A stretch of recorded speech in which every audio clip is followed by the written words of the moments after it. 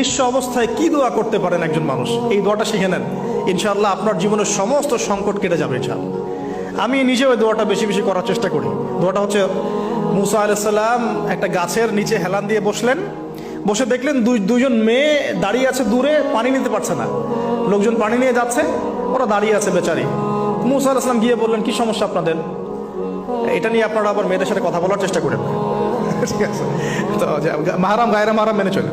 তারা বললেন যে আমাদের বাবা অনেক বৃদ্ধ মানুষ, আমরা পানি নিতে পারি না যতক্ষণ না আমাদের কম পানি নিয়ে চলে যায়।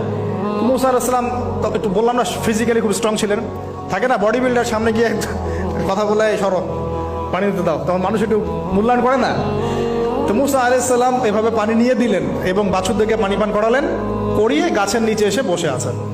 বসে বসে তিনি দোয়া করছেন, এই যে দোয়াটা তিনি দোয়া করছেন, রব্বি, একটা নেক কাজ করলেন, নেক কাজ করলেন না, মানুষের উপকার করলেন, নেক কাজ করে এসে গাছের নিচে বসে দোয়া করছেন, আল্লাহ